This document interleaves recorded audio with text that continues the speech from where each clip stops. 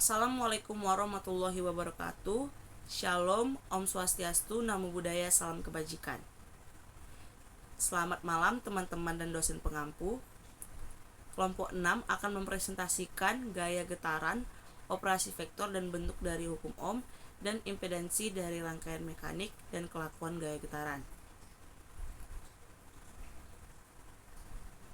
Anggota kelompok 6 terdiri dari 3 mahasiswa, yaitu Eunike Priscilla Yokenti Borupardede dengan NIM 42232400002, Muhammad Anggara Mulia dengan NIM 42222400001, Sonia Nuansa Indah Sihombing dengan NIM 42212400013. Selanjutnya latar belakang yang akan dijelaskan oleh rekan selanjutnya.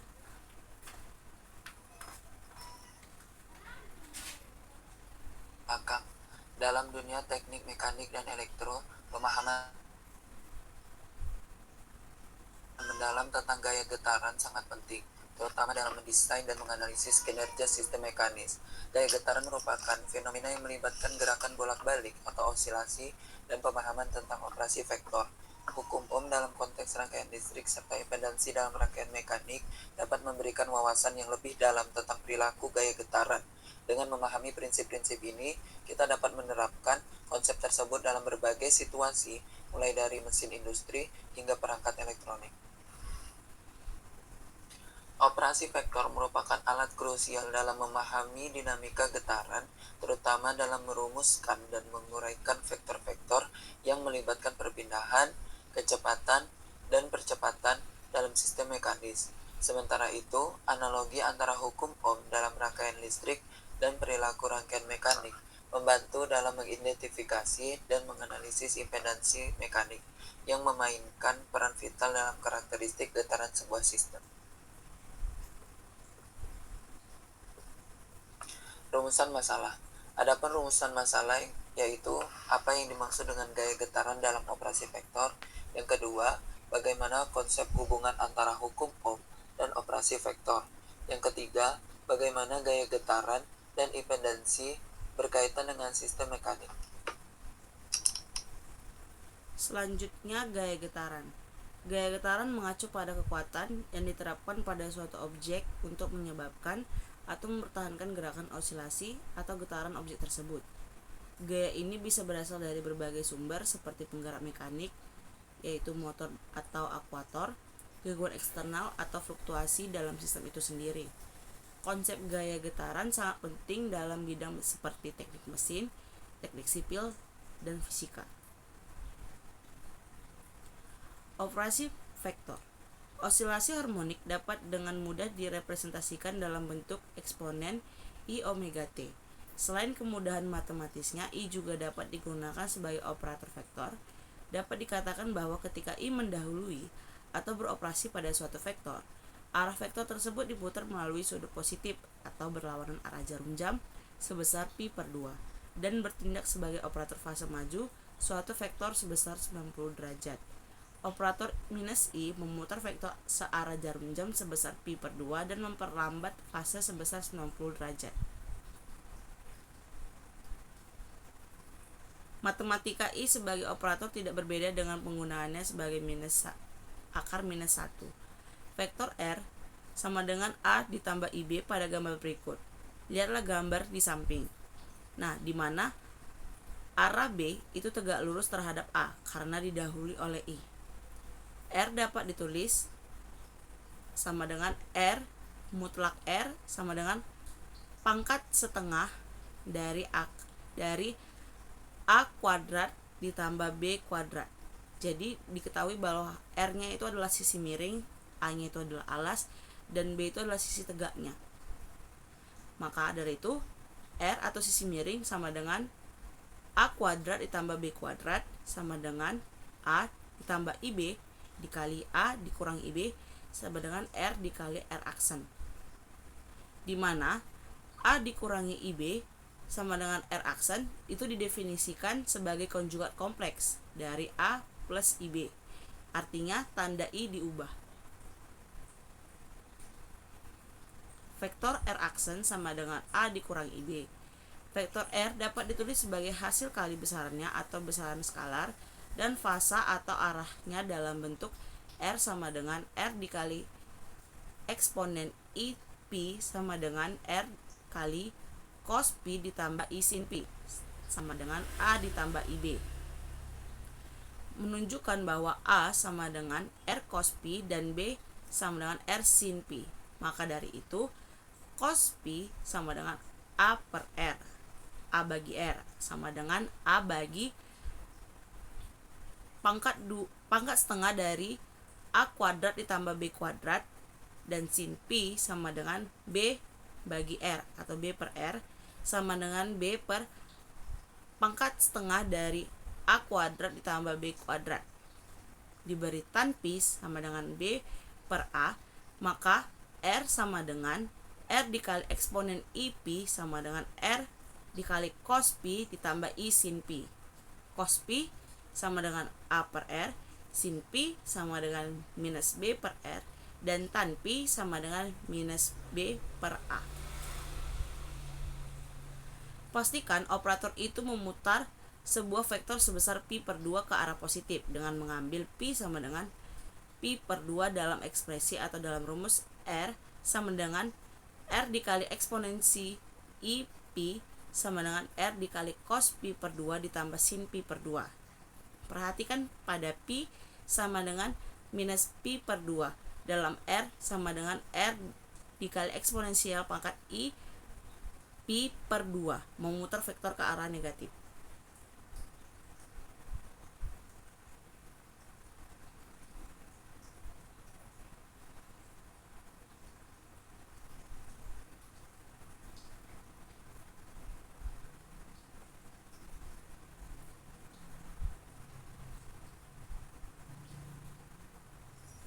Baik, selanjutnya kita masuk ke bentuk vektor hukum Ohm. Hukum Ohm memiliki rumus yaitu V sama dengan I dikali R, di mana V tegangan atau volt, I adalah arus atau A, R adalah hambatan atau ohm. Bentuk skalar menyatakan bahwa tegangan dan arus selalu fase atau searah. Keduanya akan mengikuti kurva sin omega t plus atau cos omega t plus, sehingga nilai arus dan tegangan akan selalu sama. Salah satu atau kedua komponen listrik lainnya, induksi L dan kapasitansi C, akan menimbulkan perbedaan fasa antara tegangan dan kapasitansi menurut gambar yang di bawah ini. Selanjutnya, bentuk vektor hukum Ohm. Seperti yang kita lihat pada gambar, di mana diferensial dl per dt terhadap L besar ditambah I dikali R ditambah Q per C. Tegangan V diterapkan pada rangkaian LCR seri yang menghasilkan L besar dl per dt ditambah I dikali R ditambah Q per C sama dengan arus. Hukum Ohm berbentuk vektor V sama dengan I dikali Z, di mana V adalah hukum Ohm itu sendiri, I adalah arus yang melewatinya, dan Z adalah impedansi. Menggantikan resistansi dan merupakan jumlah vektor dari resistansi efektif R, L, dan C dalam rangkaian.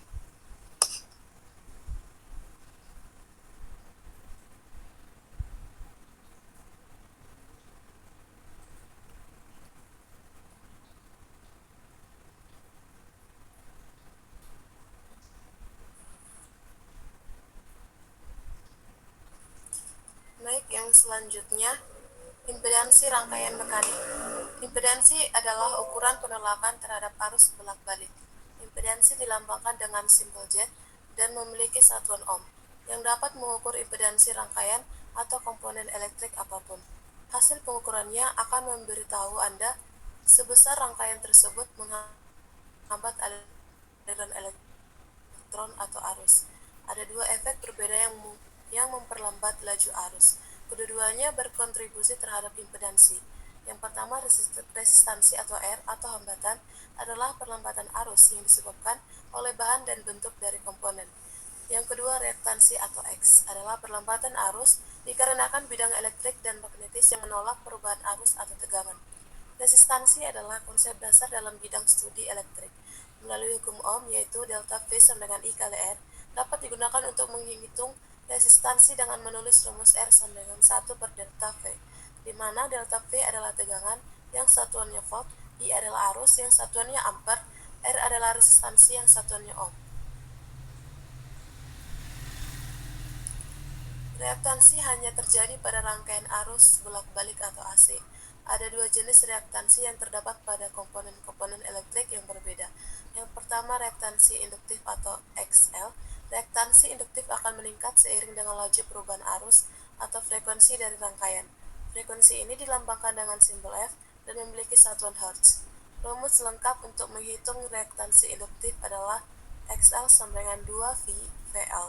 Reaktansi kapasitif atau XC dihasilkan oleh kapasitor yang menyimpan muatan listrik, yaitu XC sama dengan 1/2V VC. Rumus ini mirip dengan rumus untuk mencari reaktansi induktif, tetapi reaktansi berbanding terbalik dengan frekuensi. Rangkaian seri RLC terdiri dari 4 kemungkinan komponen, yaitu rangkaian RC seri, RL seri, LC seri, dan RLC seri. Yang pertama, rangkaian RC seri. Dari gambar di samping terlihat bahwa komponen R dan C akan dilalui arus yang sama, yaitu I. Oleh karena itu, pada komponen R akan muncul tegangan VR dan pada komponen C akan muncul tegangan VC. Perbedaan fase arus dan tegangan serta diagram fase tegangannya, seperti pada gambar di bawah. Berdasarkan gambar di atas, VR akan sefase dengan arus, sedangkan VC akan tertinggal 90 derajat dari arus. Secara matematis, persamaan yang terkait rangkaian RC seri ini dirumuskan sebagai berikut, yaitu yang pertama tegangan efektif, V sama dengan akar dari VR kuadrat ditambah VC kuadrat. Impedansinya yaitu akar dari R kuadrat ditambah XC kuadrat.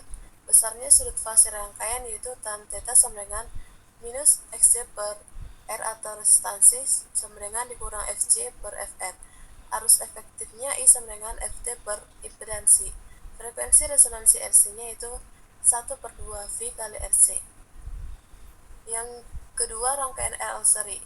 Pada rangkaian RL seri, resistor dan induktor dirangkai secara seri dan dihubungkan dengan sumber tegangan bolak-balik seperti gambar tersebut. Dari gambar di atas terlihat bahwa komponen R dan L akan dilalui arus yang sama, yaitu I. Oleh karena itu, pada komponen R akan muncul tegangan VR dan pada komponen L akan muncul tegangan VL pada gambar tersebut. Berdasarkan gambar di atas, VR akan sefase dengan arus, sedangkan VL akan mendahului arus dengan beda sudut fase 90 derajat. Secara matematis, persamaan yang terkait rangkaian RL seri ini dirumuskan sebagai berikut. Tegangan efektifnya yaitu V sama dengan akar dari VR kuadrat ditambah VL kuadrat. Impedansinya yaitu akar dari R kuadrat ditambah XL kuadrat. Besarnya sudut fase rangkaian yaitu tan theta sama dengan minus XL per resistansi sama dengan dikurang minus VL per VR. Arus efektifnya itu I sama dengan FT per impedansi. Frekuensi resonansi RL-nya itu RL per 2V kali L. Yang bagian ketiga, LC seri. Kapasitor dan induktor dirangkai secara seri dan dihubungkan dengan sumber tegangan bolak-balik seperti gambar berikut. Dari gambar di atas terlihat bahwa komponen L dan C akan dilalui arus yang sama, yaitu I. Oleh karena itu, pada komponen L akan muncul tegangan VL dan pada komponen C akan muncul tegangan VC. Berdasarkan gambar di atas, VL akan mendahului arus dengan beda fase 90 derajat, sedangkan VC tertinggal dari arus dengan beda sudut fase 90 derajat. Secara matematis, persamaan yang terkait rangkaian LC seri ini dirumuskan sebagai berikut. Tegangan efektifnya V sama dengan VL kurang VC, impedansinya yaitu XL kurang SC, besarnya sudut fase rangkaian yaitu θ sama dengan 90 derajat per minus 90 derajat per 0.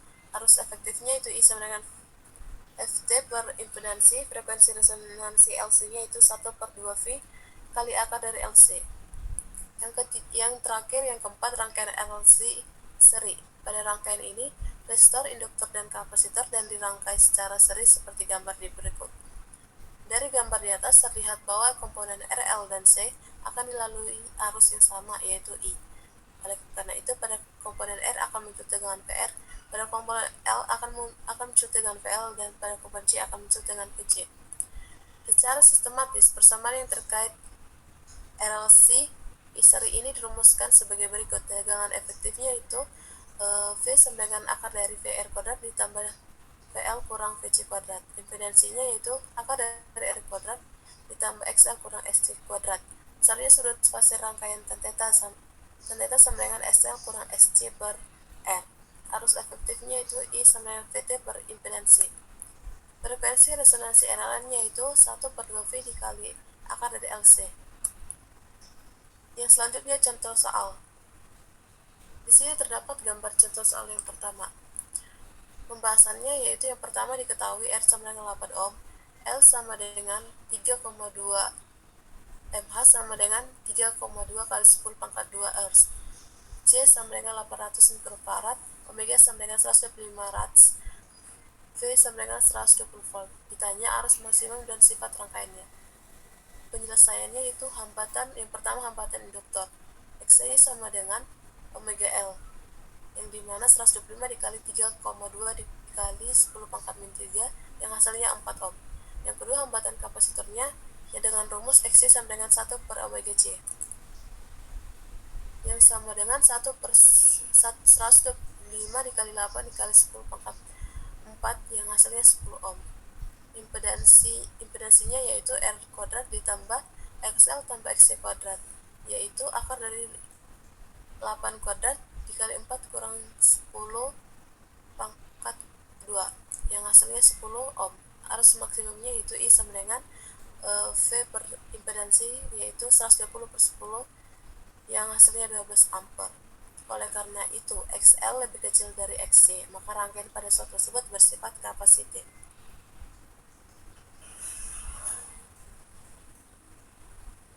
Baik, selanjutnya masalah 32, yaitu equation of force oscillators is like a picture, di mana M 2 kali diferensial X per 2 kali diferensial T ditambah R M 2 diferensial X per diferensial T ditambah SX sama dengan F0 cos omega T. 2 kali diferensial X per 2 kali diferensial T ditambah 2 dikali B dx per dt ditambah omega 0 kuadrat X sama dengan F0 per M cos omega T, where 2B sama dengan Rm per M n omega 0 sama dengan akar dari S per M. The solution says in terms of bilangan eksponen pangkat minus K of its original value and initial displacement sama dengan 0 sampai dengan K sama dengan BT. That solution is X sama dengan A sin omega T dikali V dikali bilangan eksponensial pangkat minus K, A sama dengan F0 per M per akar dari omega 0 kuadrat dikurang omega kuadrat pangkat 2 ditambah 4 dikali omega kuadrat B kuadrat. Maximum steady state displacement X0 sama dengan A. X0 per T sama dengan F0 per M per akar dari omega 0 kuadrat dikurang omega kuadrat pangkat 2 ditambah 4 B kuadrat omega kuadrat dikali T.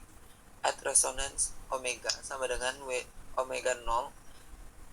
So X0 per T sama dengan F0 per M per akar dari 4 B kuadrat omega 0 kuadrat ditambah 0 dikali T.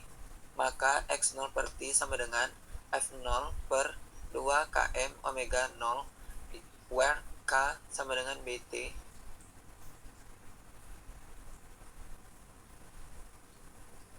Selanjutnya, kesimpulan. Gaya getaran merupakan gaya yang terjadi pada suatu benda yang bergetar. Dalam operasi vektor, gaya getaran direpresentasikan sebagai vektor yang memiliki besaran magnitudo, arah, dan titik aplikasi yang penting dalam menganalisis gerakan dan perilaku sistem mekanik. Dengan menggunakan operasi vektor, kita dapat secara matematis menggambarkan dan memahami bagaimana gaya getaran berinteraksi dalam sistem mekanik. Baik, sekian dari presentasi kami. Mohon maaf jika ada kesalahan kata. Kami minta maaf. Terima kasih. Selamat malam.